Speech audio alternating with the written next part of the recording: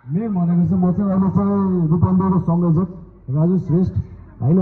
अब धेरै कुराभन्दा काम गर्न खोजिरहेको छु होइन, कुरा बढी भइरहेको छ यो देशमा होइन। मलाई काम गर्नुको मेन लक्ष्य भनेको चाहिँ के हो भन्ने कुरो हाम्रो युथहरूले देखाउनु पर्ने हुन्छ है।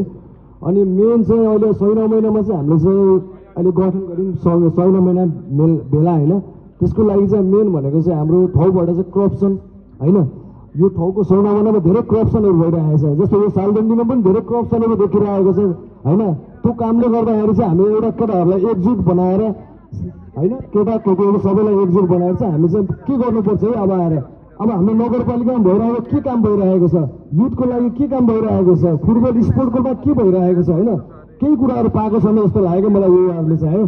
तर चाहिँ मेन भनेको चाहिँ अब चाहिँ आएर के गर्नु खोजिरहेको छौँ भने चाहिँ हामी सबै साथीभाइहरू होइन एकजुट भएर युनिटी एउटा बनाएर 6 महिना एक ढिक्का बनाएर सुरुमा हामी चाहिँ धेरै कामहरू गर्नु छ।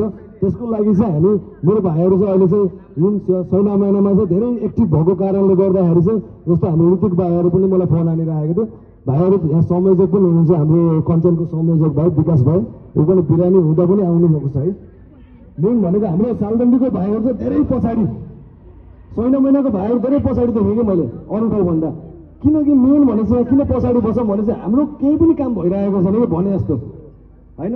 त्यही भएर चाहिँ हामी चाहिँ मेन भनेको एक्टिभ भएर जेनजेटको रूपन्देहीको म संयोजकको नाताले गर्दाखेरि चाहिँ है हाम्रो सबै भाइहरू अब पहिला जस्तो थियो म्याच्योर थिएन होला, ओके अब चाहिँ म्याच्योर निकालेर अब एकजुट भएर है करप्सनदेखि लिएर आएर कुनै कुरामा कुनै ठाउँमा 6 महिनामा कुनै करप्सनदेखि कुनै ठगी कामहरू भएको छ भने प्लिज मेरो नम्बर छ